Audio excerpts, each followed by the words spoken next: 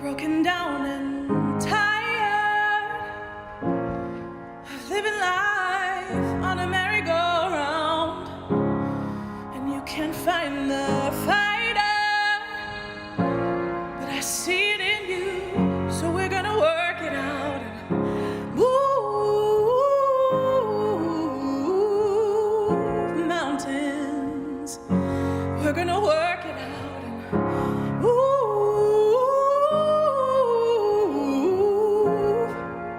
mountains, and I'll rise up, rise like the day. I'll rise up, I'll rise unafraid. I'll rise up, and I'll do it 1,000 times again. I'll rise up, high like the wave. I'll rise up, in spite of the ache. I'll rise up, and I'll do it 1,000 times again. For you, for you, for you, for you.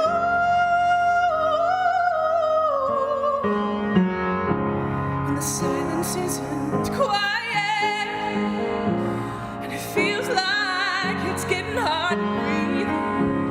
I know you feel like dying, but I promise we'll take the world to its feet and move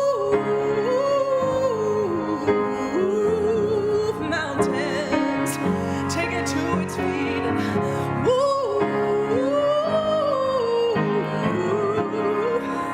mountains. And I'll rise up, rise like the day.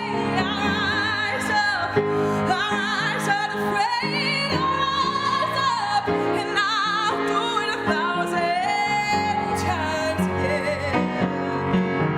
I'll rise up, high like the wave. I'll rise up, in spite of the ache. I'll rise up, and I'll do it 1,000 times again. For you, for you,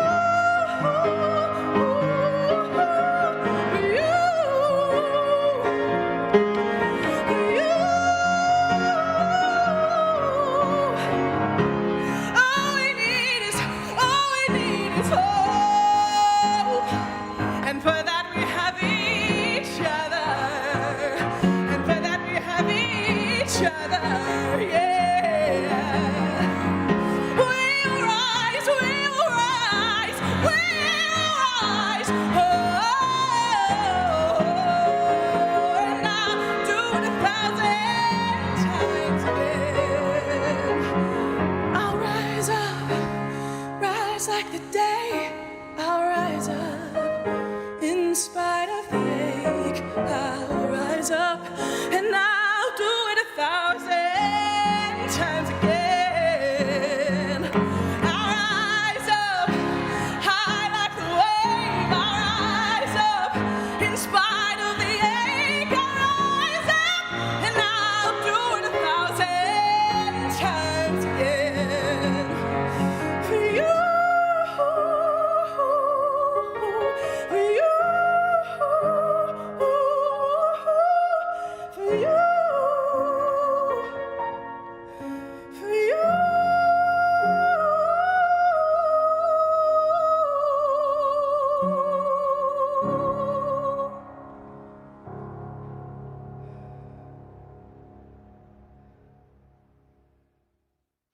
Wow, what a beautiful performance from Madge from the Middle Church Choir. Thank you, thank you.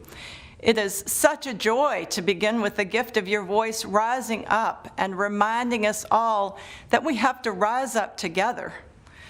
We're going to hear more from the Middle Church Choir later today, I promise you.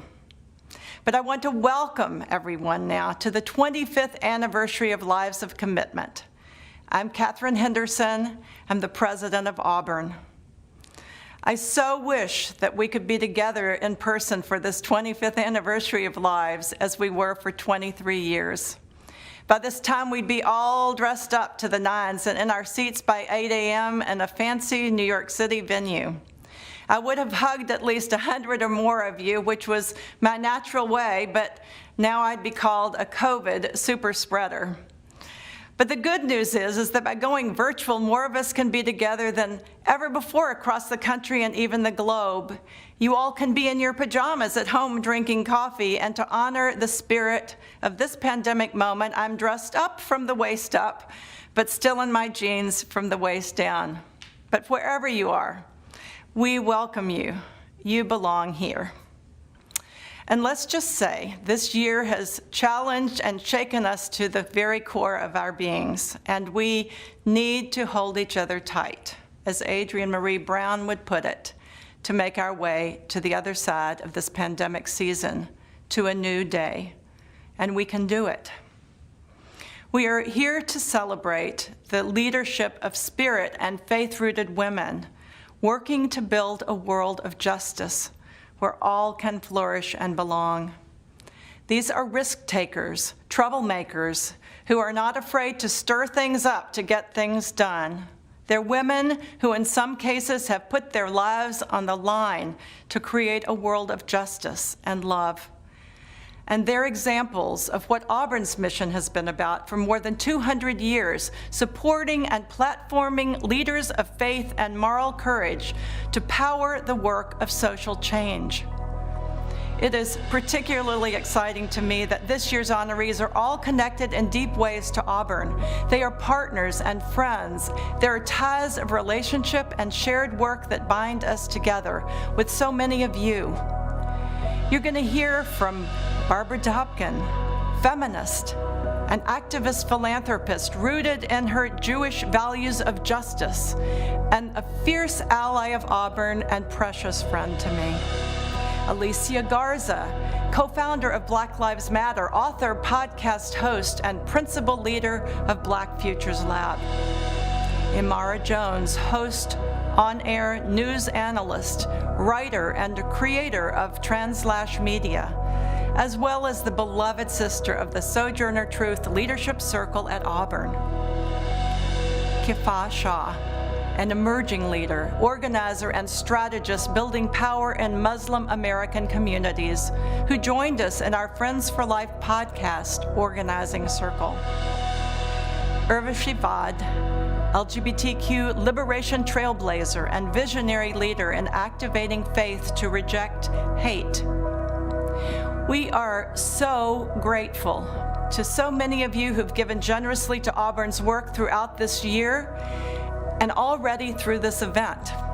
You've allowed us to meet this moment in extraordinary ways during the pandemic and during an election season and aftermath, the fallout of which continues. Our world needs constant healing from all of us. And as you absorb the stories of our honorees and are moved by music and ritual today, we invite you to think about your own commitments to healing and repairing the world. And throughout our time together, we're going to encourage you to contribute to Auburn and to join us in this fight for a world of justice and love. Now, shortly, I'm going to pass the mic to Auburn beloveds Lisa Anderson and Mackie Alston, who are going to be our MCs for the day. You may know them as the co-hosts of Auburn's Friends for Life podcast. Now, Friends for Life is one of the themes for this year's Lives of Commitment. And let's just say it's our friends who are getting us through this moment. But now I want to show you the impact that Auburn is having in the world as we met the challenge this last year and as we look at our vision of the future. Take a look.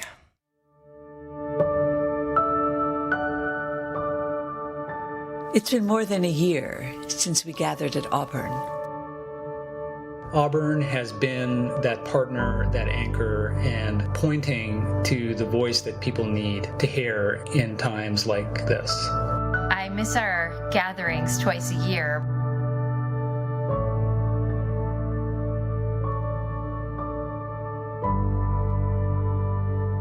I just think we need that connection. That contact. That engagement. We found other ways of being in relationship with each other. Part of the joy of working with the Auburn team is being able to stay in touch with leaders across the country. And so we get to do that over email, via phone call, via Zoom call. We found other ways of co-creating our community. To meet this moment. And the next. By equipping leaders with the tools they need. Because prophetic voices are required. In shaping institutions. Narratives. And movements. By intervening in communities. With radical generosity. Because we're not in competition. At Auburn, we don't work in isolation. The work is about all of us here in this room and beyond this room. It's about collective impact, about friends and faith communities and nonprofits and corporations all trying to make a better world. By shaping collective social impact and movements for justice. To engage resources and unlikely partners. Toward a world in which we can all belong. And can thrive. We are people of many faiths. I was born Jewish. I affiliate with Unitarian Universalism. I was raised Seventh-day Adventist. I am a Sikh. I am a Jew.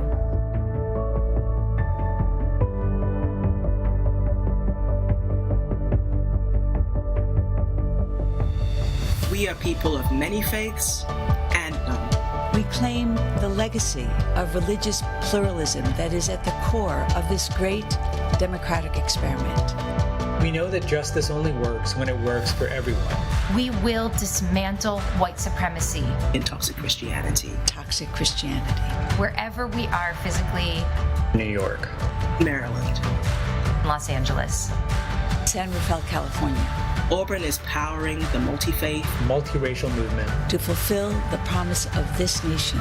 We are stirring up the status quo to trouble the waters. To trouble waters. Troubled waters. To trouble the waters and heal the world.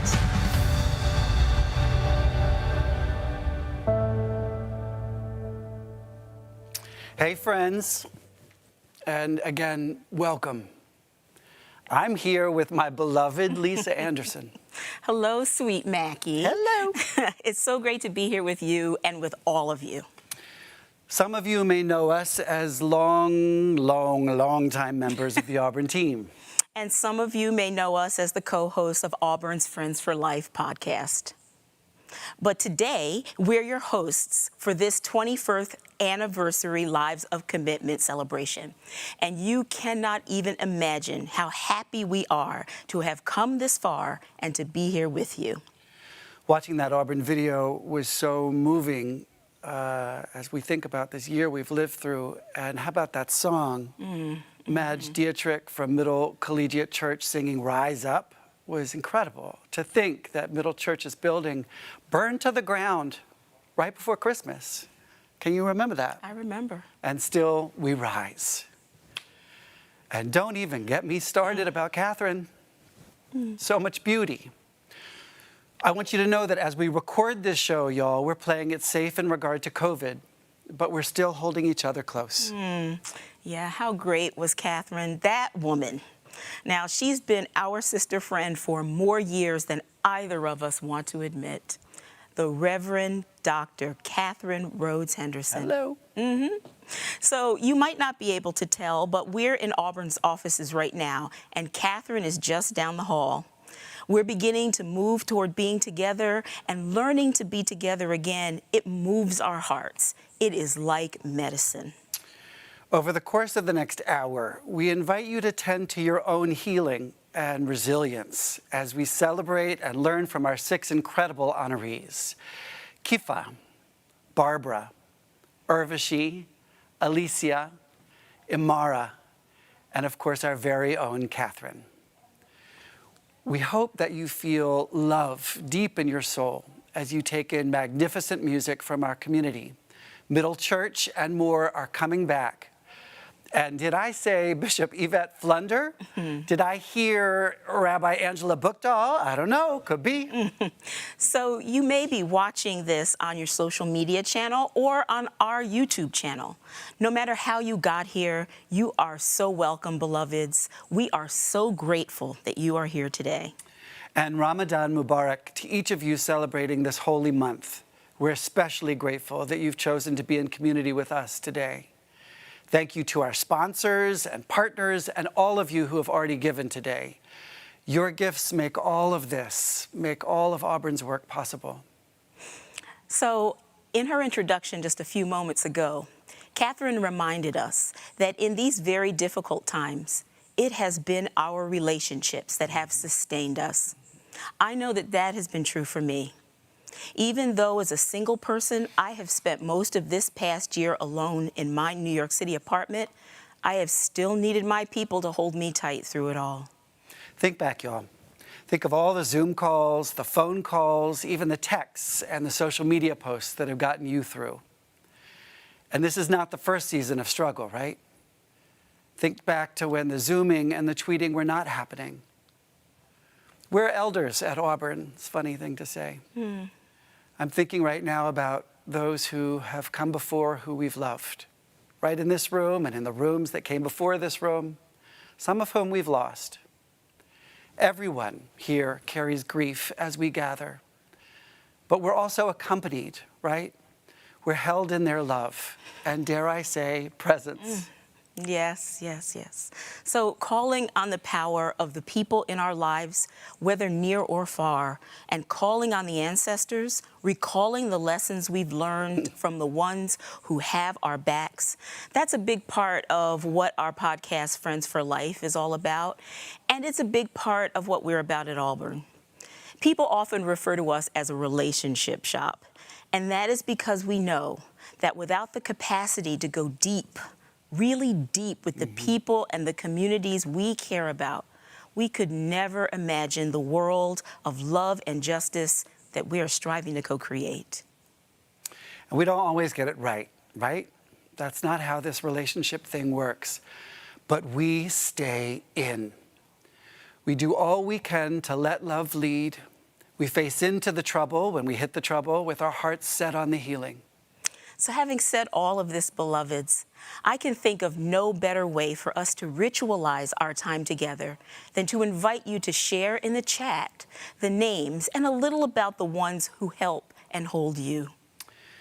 Think of someone or a few somebodies who you would consider your friend or friends for life. Call this person or persons into your mind with all of your senses. Recall how they make you feel in your body. The sight, the sound, the smell, the touch of them in your body, mind, and spirit.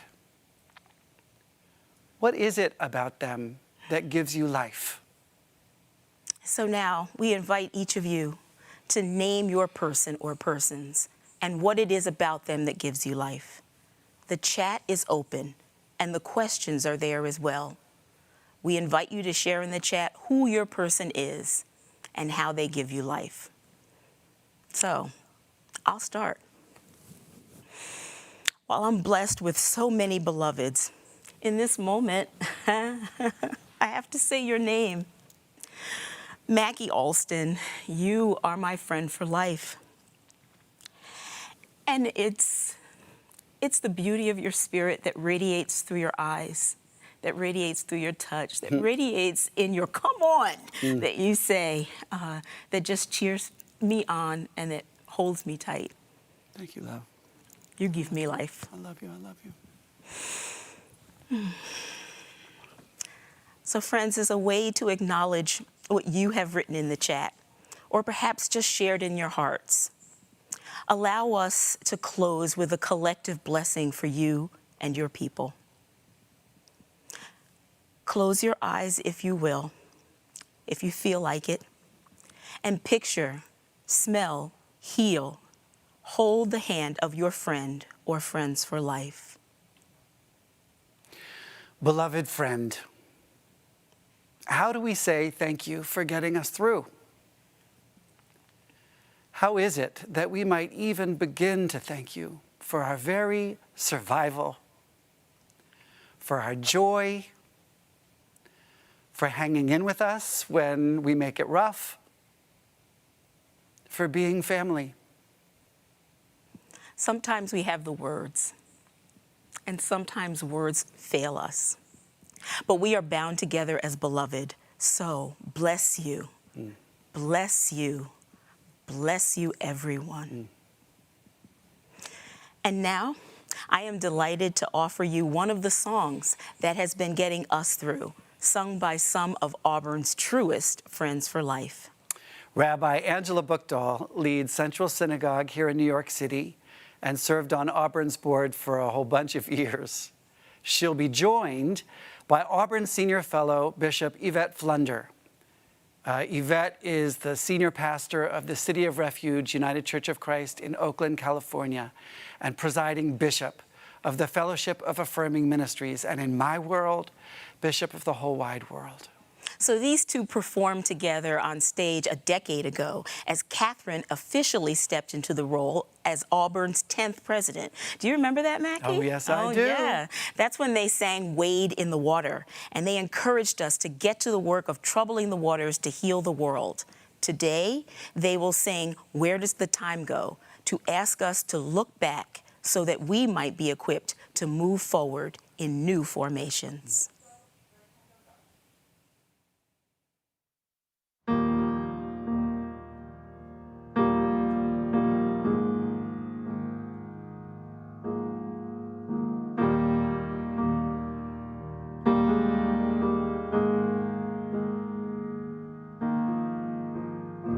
Across the morning sky,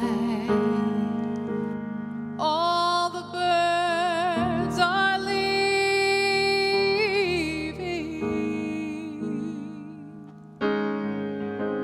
Ah, do they know it's time for them to go?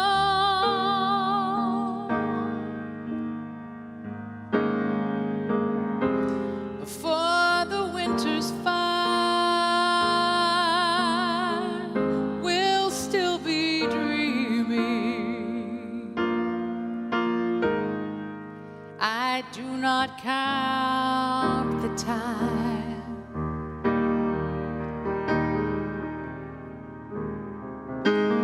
Who knows where the time goes? Who knows where the time goes?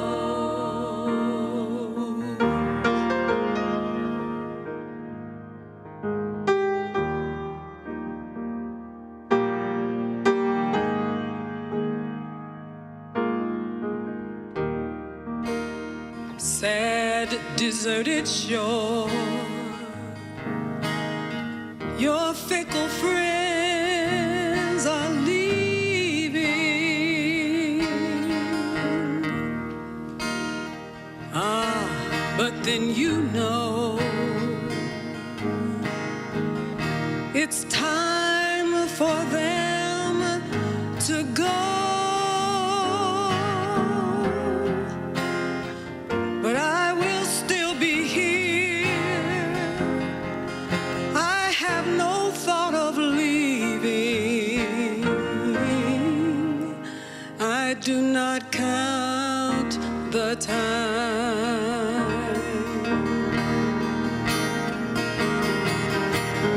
Who knows where the time goes? Who knows where the time goes?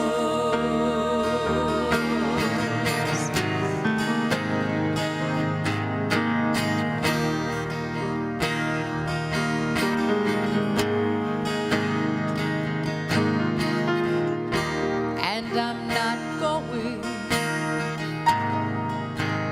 while my love is near me. And I know it will be so until it's time for me to go.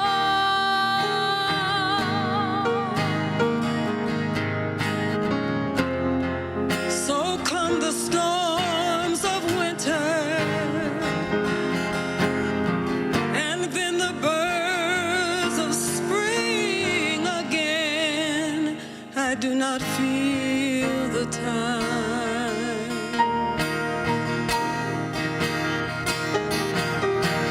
Who knows where the time goes? Who knows where the time goes? Who knows where the time goes? Who knows where the time goes?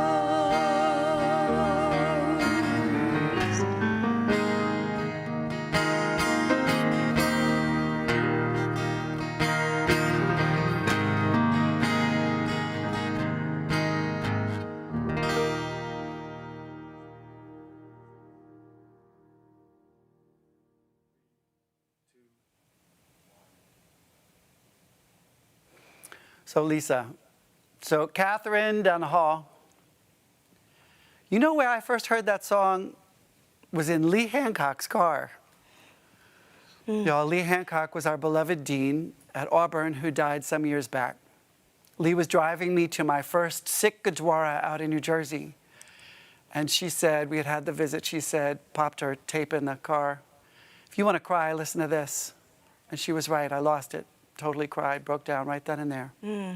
I can so picture that scene. I can so imagine it. And oh my God, Mackie, you know what? It's the image of seeing those two women, an Asian woman and a Black woman living in America in this year, singing with so much love for each other and for all of the people.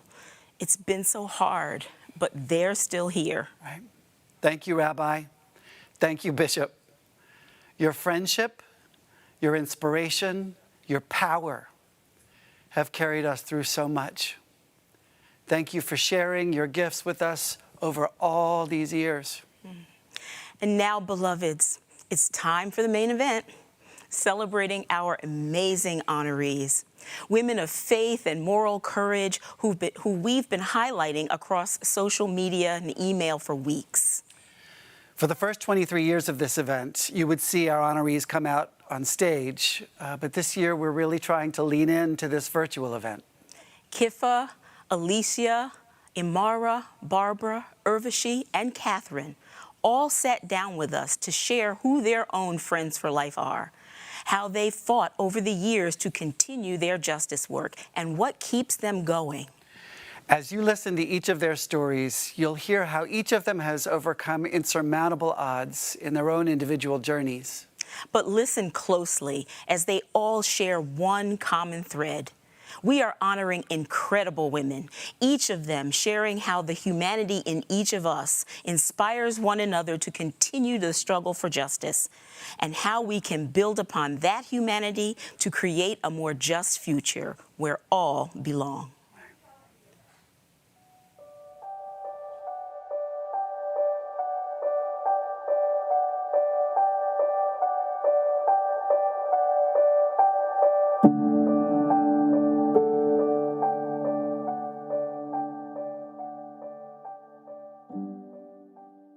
My name is Kifah Shah. I go by she, her pronouns, and I'm a community organizer. This honor means a lot to me. I think most of all, what it first means to me is that no matter what, if you're in the background, if you're doing work behind the scenes, if you're not front and center or, first top of mind, but you're doing the work and you're steadfast, it's valid, it matters, and it's seen. My name, Kifah, means the struggle. Doing advocacy work is actually innate. It's in my blood, it's who I am, it's in my name. And I also think that a lot of my work is rooted in all of the parts of me. So I'm a Muslim, I'm a woman of color, I'm an immigrant. I really believe in the work that I'm doing. I really believe in the work that everyone does when they're, rooted in the principles of justice and dignity for all and freedom. I think a lot of the reason why I am where I am now in even my understanding of self and also in knowing my work and what I want to do and what my life's work will be about is a lot about, the people who came before me. So, of course, all of our ancestors, but also my mentors. And I think it has a lot to do with those friends for life. One of the people that I think of as a friend for life is Vina Dubal. She actually is one of those mentors that really took me under her wing. I had seen her in college on a panel about Islamophobia, and to me, she was just tenacious. She was sharp, smart, and steadfast. And I went up to her, this was maybe in 2008, I was pretty gutsy, and I said, I want to work for you. And she was at the time, the attorney at the Asian Law Caucus who was in charge of the National Security and Civil Rights Department. And she just looked at me and said, send me your resume, let's talk. Young people especially, and shout out to young people, I think I might be the youngest honoree, but young people especially have so much drive. And so when somebody like Vina was older than me and somebody that I looked up to just said, yes, join me, she not only made me a friend for life, but really was my mentor and guided me, and she'll be an example for life too. A concept of justice that I've learned in Islam, like as a Muslim, is putting things in their rightful place. So not just things, but putting systems in the right way, putting society towards its right way, right? I know I'm not an Islamic scholar, so that is not a direct quote, but it's a paraphrased idea around something that the Prophet Muhammad told us, which is that if you see injustice, at the very least of faith is to hate it in your heart, but what's better is to speak out against it, and what's even better is to act against it. At the end of the day, I will never be able to do anything except for fight for justice for folks, because not only is it a part of me and my history and my name, but also because it's the one thing that really allows me to feel like at the end of the day and at the end of my life, I will have done and fulfilled sort of my purpose.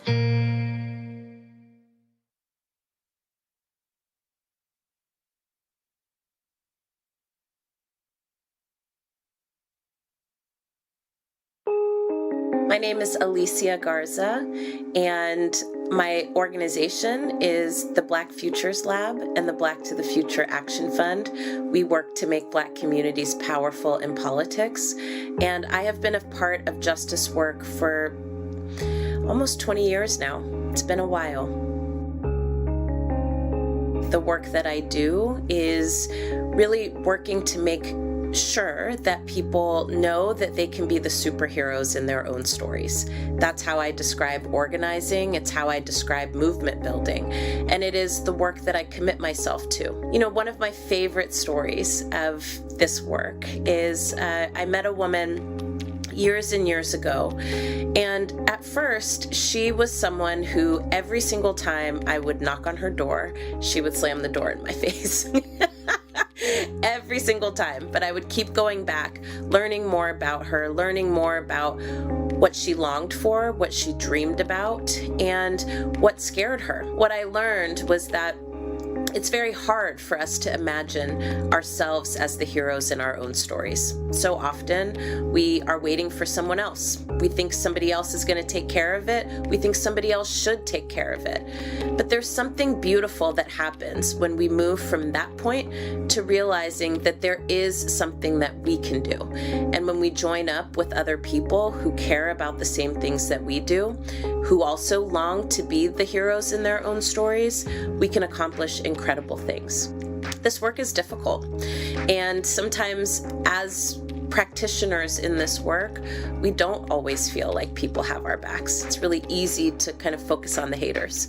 But one thing that I've learned is that there are always more people cheering you on than people waiting for you to fall. My partner, Malachi, is somebody who I first saw on the street. We had no idea who each other was, in a protest. And I remember catching eyes of someone who took my breath away. The person who I would marry and be in relationship with for more than 20 years.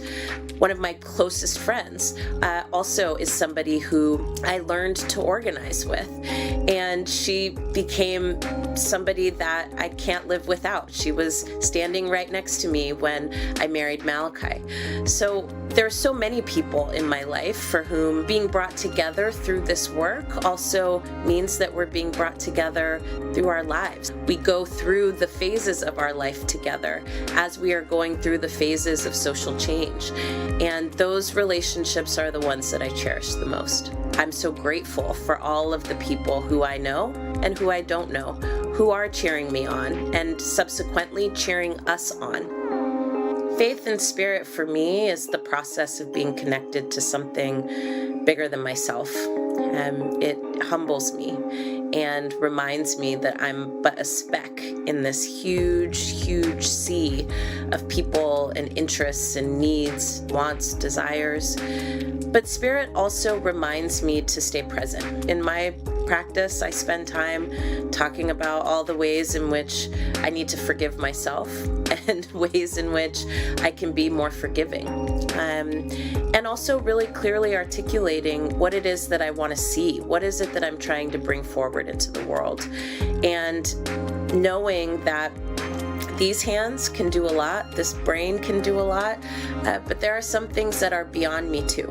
And so for me, it's a process of being connected to that which I can see, feel, and touch, and that which I cannot, but that I know is guiding me. Thank you so much. It's an incredible honor, and I appreciate you all thinking of me and loving on my book and loving on the work that we're doing together. Thank you.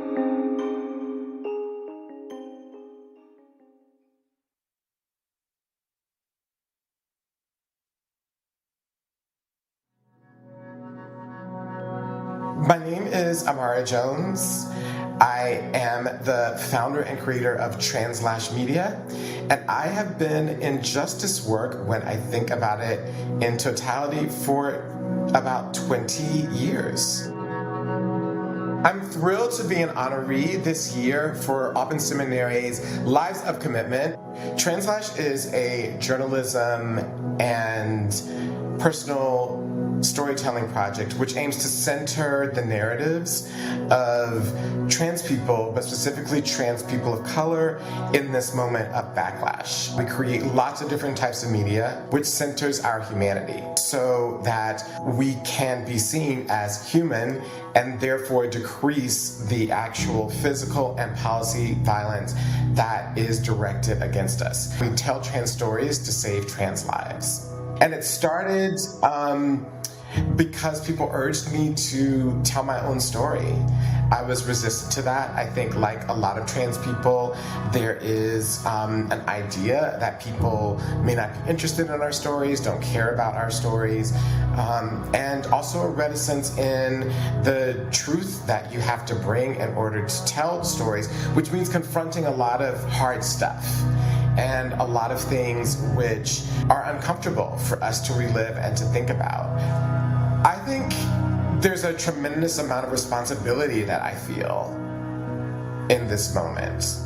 I think Black women always feel responsibility and responsibility for the world. But beyond that, I think that as a Black trans woman who has the ability to be heard in this moment, there's an added amount of responsibility to use my voice in a really powerful way. It's also a tremendous amount of responsibility in terms of convincing people that I'm important, that my community is important, and that the work is important, and that they should support and listen to us. Telling stories and generating understanding is actually how we create faith. Every faith tradition is a compilation of stories. Every single one. And stories which guide you, stories which reaffirm you, stories which give you wisdom, stories which show you how to survive. And so finding a way to do that in modern times for the most marginalized of the marginalized, I can't think of anything else that underscores faith more than that. Well, the good news is that I have many friends for life. Yeah, I think that like in those challenging moments, like when you're in the crucible with other people, when you meet people under those circumstances and connect with them, those are bonds for life.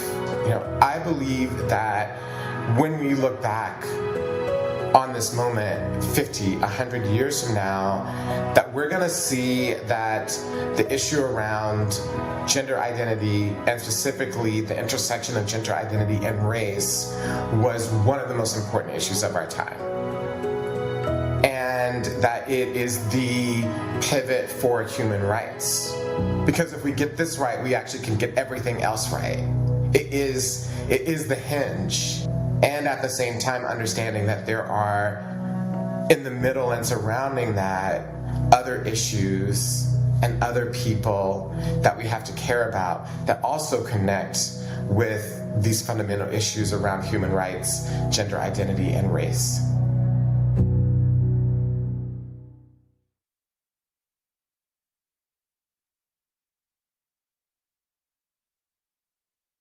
I'm Barbara Dobkin from the Dobkin Family Foundation. I feel like I've been involved in justice work for my whole life. It's not fair. My mother used to joke that those were my very first words. I grew up in the 50s when girls and boys had clearly prescribed gender roles. It wasn't fair. I know this will sound ridiculous, that my brother was permitted to drive on the newly completed Baltimore Beltway while I, the girl child, was not. It wasn't fair that Black kids were prohibited from riding the roller coasters at Gwynn Oak Park. These are a few of the early examples of how I began to understand injustice. The indignity of it's not fair that people endure across lines of race, class, gender, and religion. I struggled to belong in a world that afforded me a strange mixture of privileges and disadvantages. I learned that it's not easy, but you really can't give up. I have wanted to throw in the towel several times.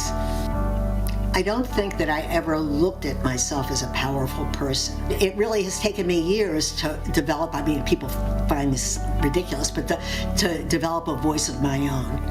I was determined to improve the quality of women's lives and deepen my commitment to justice.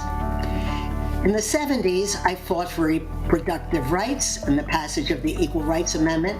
I became immersed in women's funds. By the 80s and 90s, I became especially outraged by how unfairly women were being treated in the Jewish community. By establishing and investing in the leadership of the Jewish Women's Archive, of advancing women professionals in the Jewish community, and especially Mayan, the Jewish Women's Project, we sought to open up spaces for Jewish women to thrive. My values, I think, are Jewish values, and they have led me my whole life. I don't think that they're only Jewish values, but they're the ones that have meant the most to me and directed my work. I actually feel like it's holy work. Probably the most pleasure I've gotten from my philanthropy has been supporting young women in their quest for what they need to accomplish in order to do what they want to do in the world.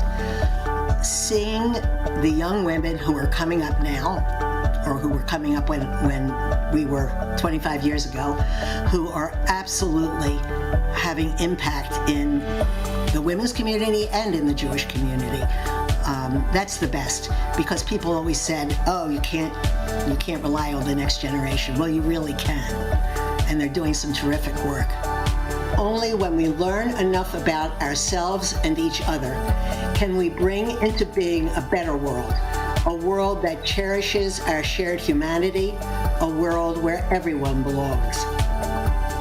I feel humbled by the attention you are giving me today, and especially honored to be among these tremendous, influential, groundbreaking leaders and activists, including the exceptional Katharine Henderson. I accepted this honor because I know that I represent so many of us in this room who are still in the struggle, striving to move from the protest of "it's not fair" that took root in our childhoods to the fundamental repair and profound transformation we need to have individually and collectively to build a better future. In sharing a small part of my story, I hope you will catch glimpses of your own, harness your moral courage, build meaningful relationships, and take new risks in the service of justice so that we can all know what it truly feels like to belong.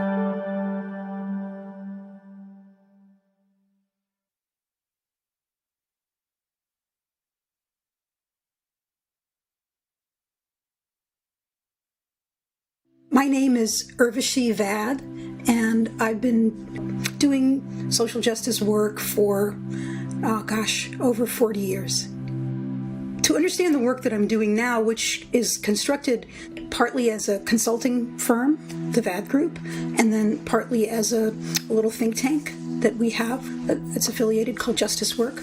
To understand it, you have to see the work that I've done behind it, which is for many years working in the LGBTQ movement as in different roles in different places, and then also working in philanthropy for 10 years in 2 different foundations to fund social justice work. I trace the kind of sources of my social justice activism to being an immigrant. My family immigrated from India when I was 8, to being a woman of color, to being a lesbian, and then eventually I got trained as a lawyer, so the oppositional part of me really got stoked by that. But I think being an immigrant gives you that double consciousness that Du Bois talked about. You see multiple cultures, you see them from different vantage points. And coming from a very poor country, from a family with very modest means to this country was eye-opening. And then we moved here in the 60s. I identified so deeply with the social movements, the civil rights movement and the anti-war movement, especially, that were out in the streets. So that informed and influenced me. And I got really this sense that action can produce impact early on. And I had that commitment early on. We're getting involved early on in the LGBT movement. You know, we had an organized opposition. And it's the same opposition that opposes immigrant rights. It's the same opposition that's opposed to changing structural racism or addressing white supremacy. It's the same misogynist, patriarchal opposition. Many activists I know feel burdened by the weight of everything and get overwhelmed by it, and it's totally overwhelming. I think my partner is a great saving grace for me, and I feel very grateful that I have that. My partner in life, Kate, and I met at a movement conference in 1988, and we've been together 33 years. One has to build a support system in order to survive in this work, whatever that means to you. I really have wanted to center work on the right wing more. We have an initiative called the 22nd Century Initiative, which is looking ahead to how we secure a social justice future in the face of all this opposition. So it's about developing strategies to address the right today, but it's also thinking ahead about what infrastructure we need to build, what leadership, what capacities we need to invest in so that 20, 30, 50 years from now, long after we're gone, the community of practice around social justice has a fighting chance. I think we have to think like that, because there's nothing given about a progressive turn in history. When I say we, I think of people working for racial justice and racial equity, people working for gender justice and gender equity, and economic justice and economic equity. What we're trying to bring about is a really profound realignment of power. We must anticipate that resistance and engage it and try to explain to people why the world that we're offering is actually a better world than the world where it's headed today. I think, in the world that I envision and that most of the social justice activists I know envision, there's a space for a lot of difference. Political difference, religious difference, expressions of faith that are performed differently, lives lived differently. But within that, there's a lot of freedom and space.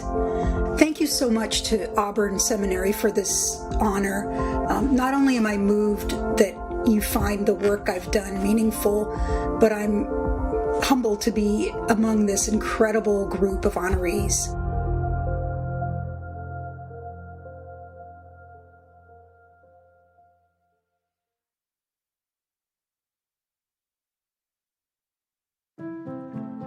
You have no idea how much it means to me to be honored by you today as I host my last Lives of Commitment and prepare to step down as president of Auburn later this year. I'm thinking today of my parents, Leela and Arnold Black Rhodes, who grew up in the brutal, racialized South of North Carolina. My mother's father, Big Daddy, that's what they called him, helped to found a high school for black students in the county. And my mother remembers being awakened as a child in the middle of the night as the Klan, on horseback, robed with torches burning, circled their home to harass my grandfather for his actions. And consequently, my parents fed me the powerful, nourishing food of faith and justice as a child when we marched in the streets for civil rights in Louisville, Kentucky. We were a mashup of people, and then we ended up in the John Little Mission singing together. That body memory, that DNA, has guided my footsteps as president of Auburn, has animated my dreams as we have, with partners all over the country, brought to life in new form this leaderful movement for justice to build the multiracial and multi-faith democracy where all can flourish. You and we are weaving together the relationships and networks that will use power well, use power for good, to accomplish the world that's never been but yet can be. Of this, I have no doubt. Being Auburn's president is the gift of a lifetime. It's the perfect constellation of spirit and justice that has guided me since childhood. I sort of think of Auburn as a living, breathing entity. It's at once a wise, grounded, 200-year-old matriarch and also an innovative, fierce, and loving presence. Auburn is alive in the people, in the staff and the board, in leaders of faith and moral courage, all over the country and world. Auburn lives in the vision and values that drive so many to work for voting rights, to love blackness, to fight against white supremacy and oppression in all its forms, including toxic Christianity, to become a nation that cares for children and old people and immigrants and the planet herself. I have worked hard for Auburn to grow into its full stature and potential, just as I want that for all the people to whom we're accountable, who are often on the margins and passed by, unseen and unheard. So, along with being the president of Auburn, I'm also the president who's a minister, called by God through the most unlikely invitation of a stranger as a sophomore in college, but that's a story for another time.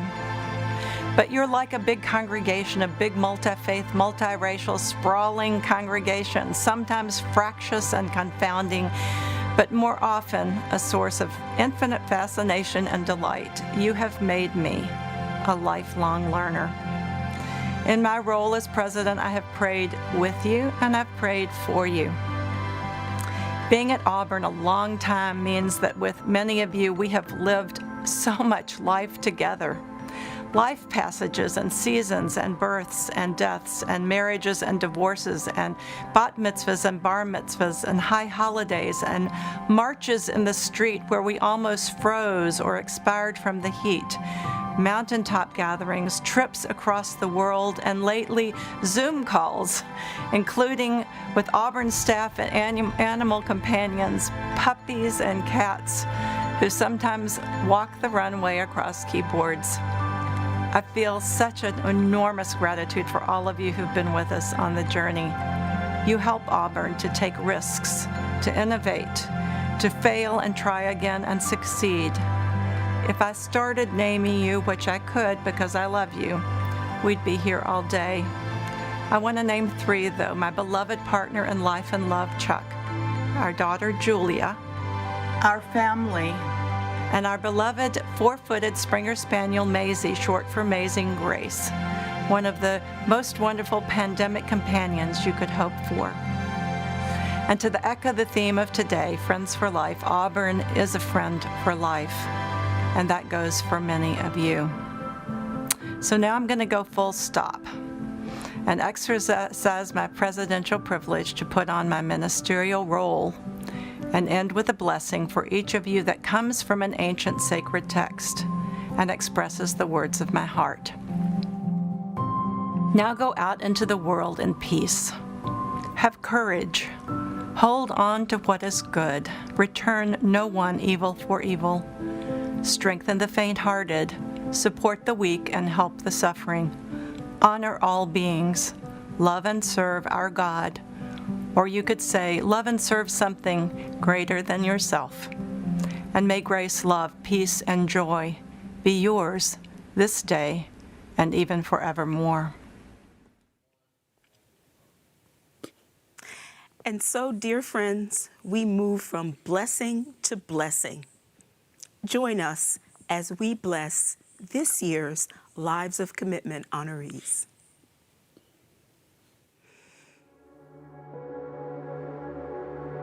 Kifah, strategist, organizer, facilitator.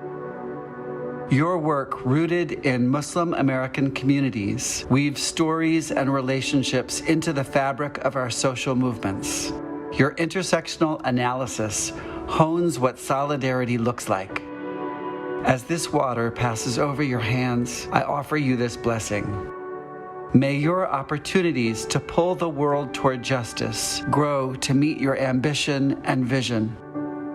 May you find family from all corners of our movement who will be your friends for life. Imara, sister friend, storyteller, platform builder. Your work provides a home that offers both a shelter from hate and a space for liberation. You make a way for trans folk everywhere that expands our understanding of what it means to be held in wholeness and wellness for all. As this water passes over your hands, I offer you this blessing. May your voice always resonate with power and purpose. May you receive as much love from the community as your full heart pours out to others. And may you be held as you are held. May you be nourished as you nourish. Barbara, pioneer, activist, feminist. Your commitment to fairness, to women's leadership, and to Jewish values guides your feet as you run this race. You use your vision and relationships to weave a community that is healing the world. As this water passes over your hands, I offer you this blessing. May your spirit, passion, fierce intellect, and huge loving heart ripple out in waves to generations of women to come. May fairness be the order of the day, and may you know and enjoy the role you have played in bringing that day into being.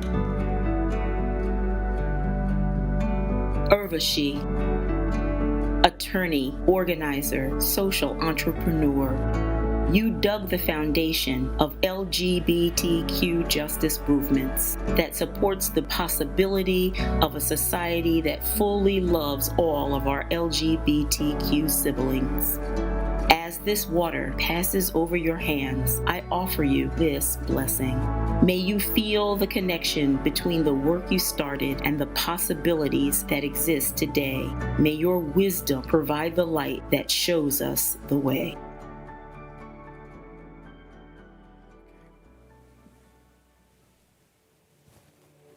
So welcome back. We are live at Auburn with Katharine for her water blessing. Katharine, Innovator, visionary, beloved. you called forth a multi-faith, multiracial movement for justice. Oh, shit. Your commitment to bridging divides and holding the complexity of many faiths and experiences has shaped Auburn Seminary as we trouble the waters and heal the world. Ready? As this water passes over your dear, dear hands, we offer you this blessing. May you find joy in movement as you continue to grow into the call of your leadership.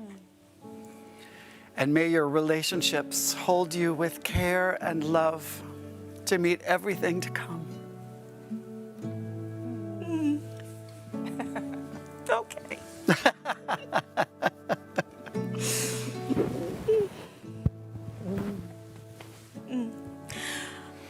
Beloveds, now we'd like to bring over one of our dear sisters, Blamo Jari Briggs, Director of Strategic Partnerships at Auburn. Following her words, we'll hear some gorgeous singing from members of the Middle Church Choir. So Blamo, in the spirit of all that we have been celebrating today, who is your friend for life?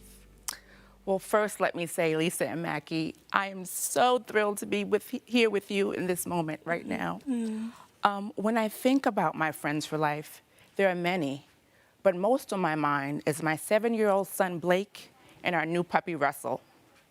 I've been with Auburn for 6 years now, and I remain committed because at Auburn, we are working every day to build a world where my son will survive and thrive, and there will be no question that he belongs. As a mother of a Black son, I know that in this world, there are no guarantees for children like Blake. That is why I'm asking you to give now by texting LOC to 44321 or visiting auburnseminary.org/LOC25.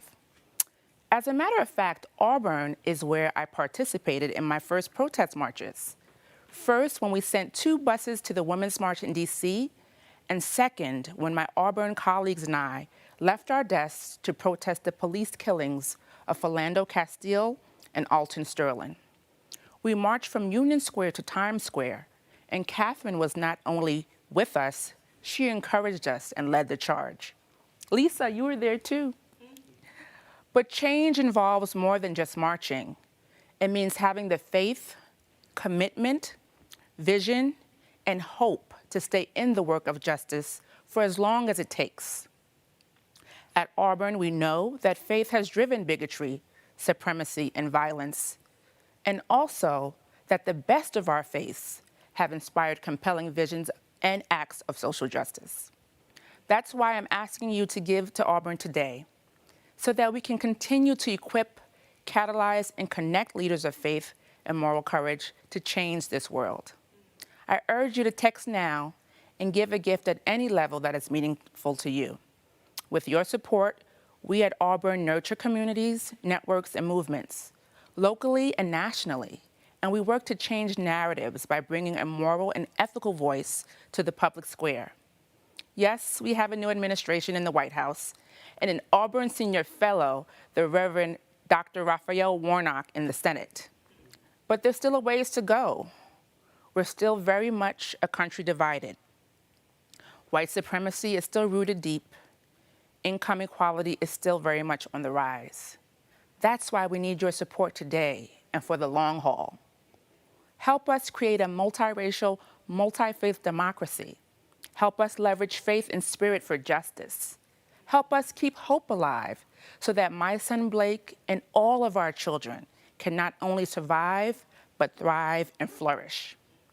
Text the number on the screen or go to our website to give right now. We thank you so much for all those who have given already, but please don't stop. Your support means the world to us, and we are so grateful to call you our friends for life. Now, I'm going to let Lisa and Mackie and the Middle Church Choir take us home. Thank you again for taking this moment to be with us. Thank you so much, Blamo, and thank you to everyone who has tuned in today to celebrate with us. Thank you to everyone who has donated before, during, or will donate just after we wrap up this event. Thank you to each of our honorees for being a part of this special occasion and for continuing to fight to make a wider way for love and justice. Before we go, you know I cannot let you say nice things about me, Lisa Anderson, in front of all these nice people and not share how you give me life. Lisa, it's been a couple decades now together. To behold the way you love the people you love is a miracle. And the way you have risen up into leadership for us and for your people, it gives me faith. You give me life, Lisa Anderson, and I love you so much. Oh, I love you. All right, and now, as promised, we want to introduce members from the Middle Church Choir one last time. Be sure to keep watching after this closing song as we hear from you about your friends for life. Glory, glory, glory, glory. One day, when the glory comes, it will be ours. It will be ours one day. When the war is won, we will be sure, we will be sure. Oh, glory, glory, glory, glory, glory, glory. Hands to the heavens, no man, no weapon formed against. Yes, glory is destined. Every day, women and men become legends. Sins that go against our skin become blessings. The movement is a rhythm to us. Freedom is like religion to us. Freedom. Justice is juxtaposition in us. Justice for all, just ain't specific enough. One son died, his spirit is revisiting us. True and living in us. Resistance is us. That's why Rosa sat on a bus. That's why we walk through Ferguson with our hands up. When it go down, we woman and man up. They say stay down, and we stand up. Shots, we on the ground. The camera panned up. King pointed to the mountaintop, and we ran up. One day, when the glory comes, it will be ours. It will be ours. Oh, one day, when the war is won, we will be sure. Be sure. Now come on and say glory. Glory. Let me hear you say glory. Glory. Did you hear me say glory? Glory. Oh, glory. Now the war it isn't over. The victory isn't won. So we must fight on to the finish. And when it's all done, we will cry glory. Glory. Oh, glory. Glory. God, we need your glory. Glory. We need your glory. Glory. We cry, Lord. Glory. Yeah, Lord. Glory. God, we need your glory. Glory. Oh, Selma's now for every man, woman, and child. Even Jesus got his crown in front of a crowd. They marched with the torch, we gon' run with it now. Never look back, we done gone hundreds of miles from dark roads, heroes, to become a hero. Facing the League of Justice, his power was the people. Enemy is lethal, a king became regal. Saw the face of Jim Crow under a bald eagle. Our biggest weapon is to stay peaceful. We sing, our music is the cuts that we bleed through. Somewhere in the dream we had an epiphany. Now we'll right the wrongs in history. No one can win the war individually. It takes the wisdom of the elders and young people's energy. Welcome to the story we call victory. The coming of the Lord, my eyes have seen it. Well, one day, when the glory comes, it will be ours. It will be ours. One day, when the war is won, I will be sure. Now you all are sure, and everybody say glory. Cry glory. One day, it's coming one day. We cry, we fight, we rise for one day. One day.